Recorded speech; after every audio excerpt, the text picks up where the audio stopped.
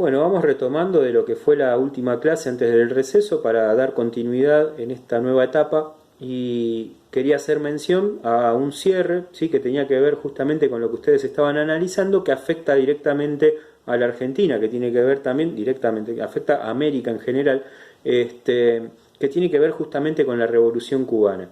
Una revolución que en su inserción de ideas teóricas y también de las prácticas, ¿no? Va a llevar adelante en los distintos países de América su propio estándar, ¿no? Su propio entendimiento y sostenimiento. Vamos un poquito para atrás, ¿sí? Nosotros nos tenemos que remontar a lo que fue el golpe de 1955 para tener la noción de qué pasaba por acá, porque yo, con lo que fue el cierre de lo que era la Revolución Cubana, dije, bueno, en algún momento cuando Guevara venga a la Argentina y Frondizi lo reciba, a Frondizi ya definitivamente le van a terminar por soltar la mano. Les dejé el otro día un video de Frondizi e Ilía, ¿sí? Para tener en cuenta este periodo. Yo me voy a remontar un poquito más para atrás. Nos vamos a 1955 cuando le dan el primer golpe de Estado a Perón, mejor dicho. En el 55, luego de lo que había sido el bombardeo a la Plaza de Mayo, de la muerte de tantos civiles, de lo que había sido ese desastre de violencias en la Argentina, donde se llegaron a prender fuego incluso hasta las iglesias, y por supuesto los comités, las oficinas de los medios de comunicación, era una Argentina bastante violenta. Vamos a ir también un poquito más para atrás, hacia 1930, cuando se le da el primer golpe de Estado, se produce el primer golpe de Estado en la Argentina, pero es el golpe de Estado a Irigoyen, ¿sí? Un líder de masas populares, radical, que va a recibir justamente el golpe de Estado y que hace que la Argentina se torne en una Argentina de oscilaciones democráticas.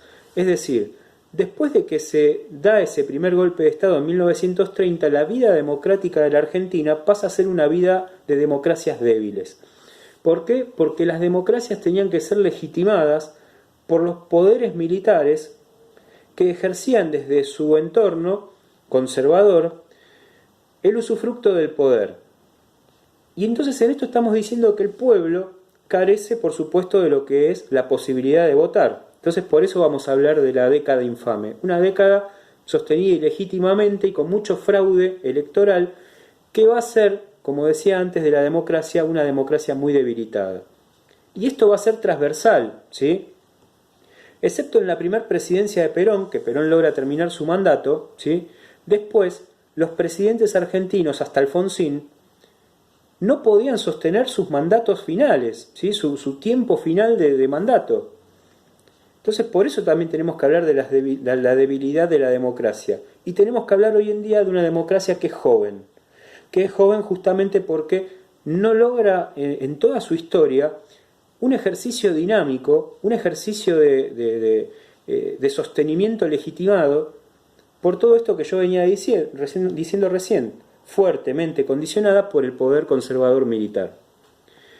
Entonces, a partir de 1930 se empieza a dar esta situación.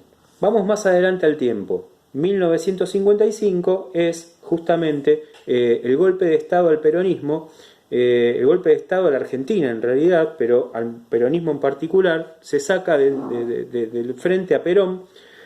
Algunos van a decir Perón firmó su renuncia para salvar de sangre al país. Bueno, el país ya había sido bañado de sangre. Otros van a decir huyó el tirano, ¿sí? Y bueno, en ese marco Perón va a estar exiliado 20 años, que después lo vamos a retomar cuando regrese, ¿no? El retorno de Perón y la gestación después del golpe de Estado más fatídico que tuvo la Argentina.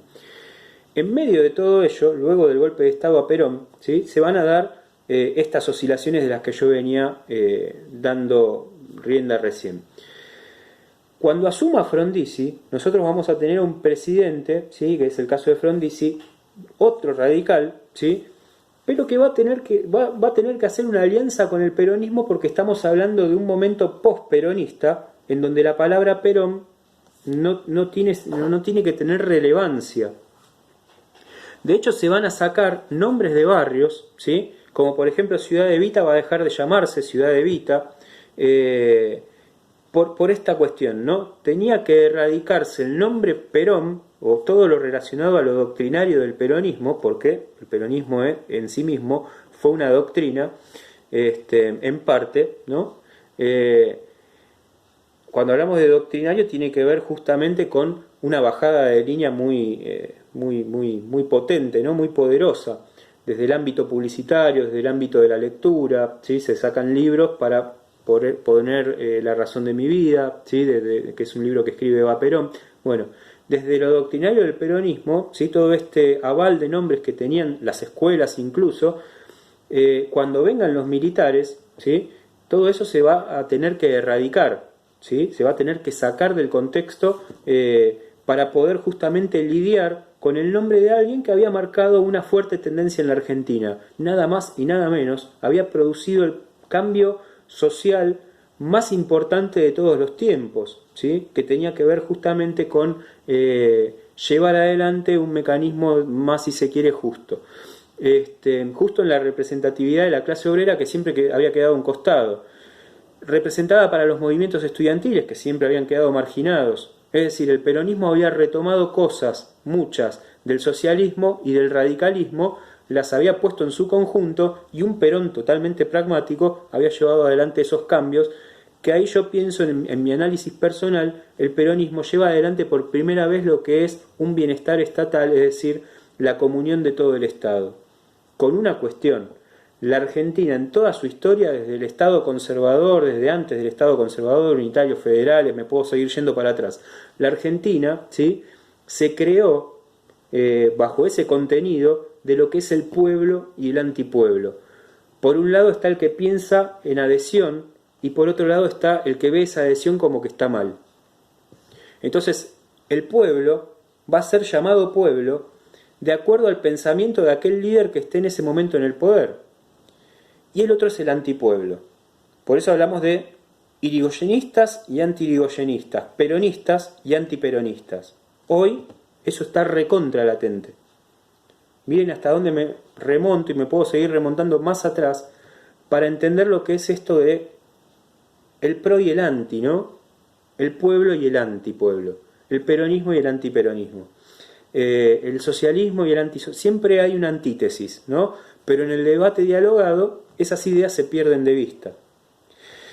Entonces ahí, en esa construcción del pueblo y el antipueblo, surgen estas dicotomías. Recuerden lo siguiente, que esto lo habrán visto el año pasado. La Argentina de masas no es bien entendida por las clases conservadoras, que pierden el poder justamente con un líder de masas que es Irigoyen, y lo pierden en sufragio, ¿sí? Por primera vez en la Argentina, luego de la ley Sáenz Peña en 1912, lo pierden en un sufragio. Los conservadores nunca más retomaron el poder, excepto por el golpe de Estado que le dieron a Irigoyen en 1930. Esa fue la manera que encontraron, lejos de la legitimidad de retomar el poder en un Estado que les había sido negado, por todos los usufructos ilegítimos que habían hecho durante años, por esa maquinaria del fraude, de los Roca, de los Juárez Selman, ¿sí?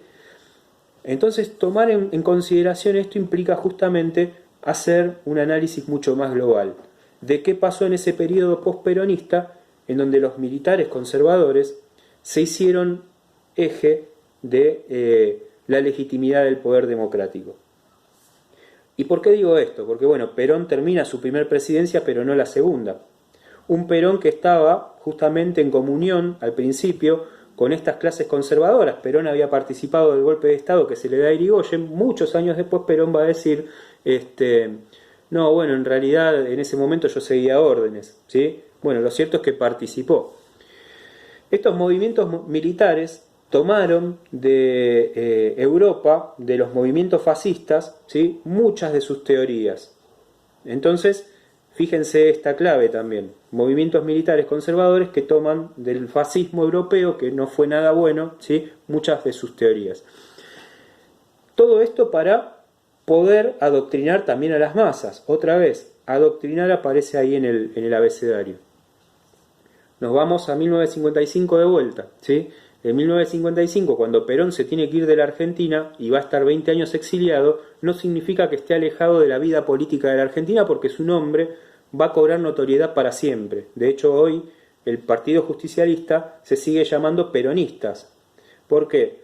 porque bajo el ala de Perón es muy considerable hacer mención de algo, de un nombre histórico, en nombre de una justicia social, ¿sí? Entonces ahí cualquiera que diga Perón pareciera avalarse de un movimiento que por supuesto tiene muchísimas adhesiones. Luego de que Perón se tiene que ir entonces, en una economía que ya venía bastante para abajo, ¿sí? Una economía que sus indicadores estaban dando negativo, ¿sí? Perón que había realizado incluso hasta un acuerdo con la Standard Oil que tenía entre sus individuos de manejo a Breiden, que había estado fuertemente enfrentado con Perón, bueno, una cosa de locos.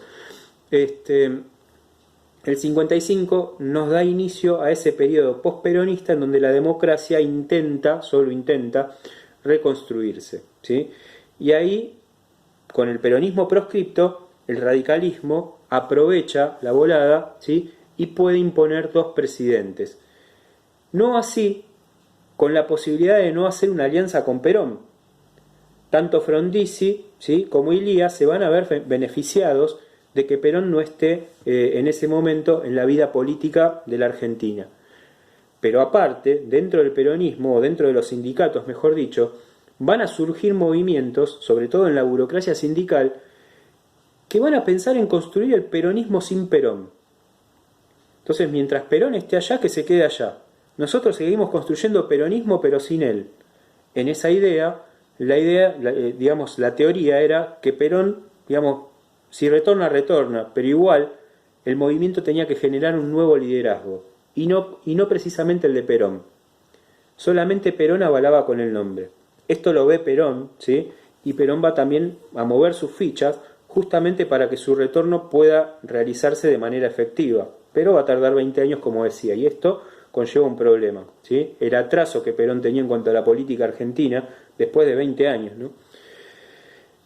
Va a asumir la presidencia de la nación Arturo Frondizi, un desarrollista que intenta generar industria, no así sin endeudarse antes con el FMI, ¿sí? Entonces fíjense cómo el FMI también va siendo una cultura en sí misma de la historia argentina, del historial político-económico de la Argentina.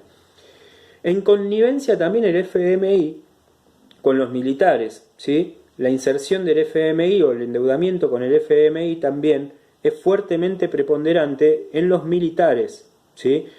Y Frondizi lo que hace es tomar deuda, pero para desarrollar industria.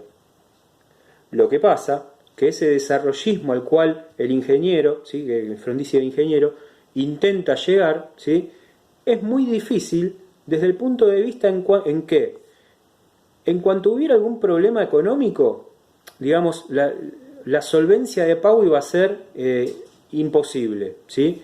Y en cuanto hubiera un intento de progreso, también se iba a ver fuertemente condicionado por el endeudamiento. Y ni hablar de que Frondizi tampoco era un líder político con mucha fuerza en sí misma, ¿sí? Porque de vuelta, había tenido que hablar con los militares para poder legitimar su candidatura.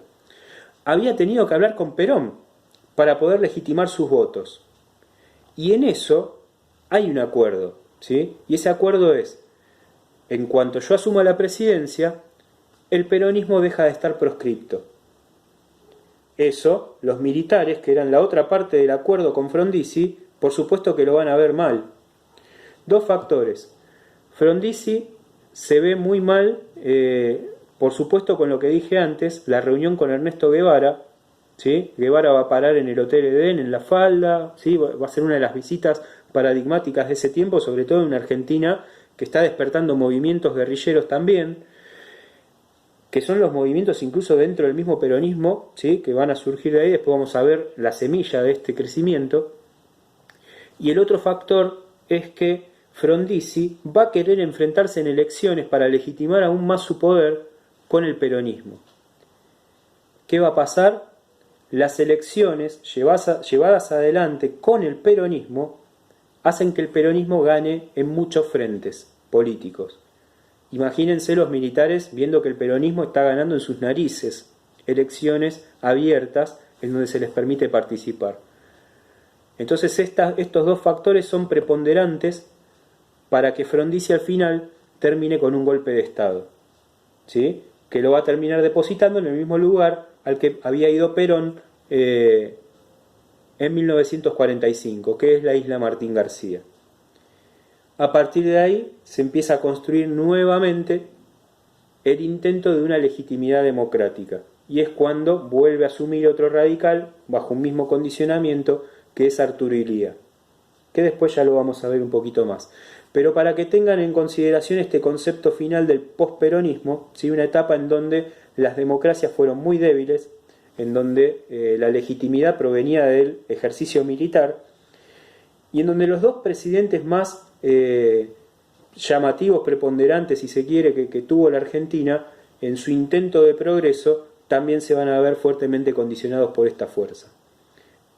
Esa Argentina, ¿sí?, que se viene construyendo desde tanto tiempo atrás, ténganlo presente, es la que va a implosionar por dentro, la que va a explotar en lo que va a ser el golpe de Estado de 1976.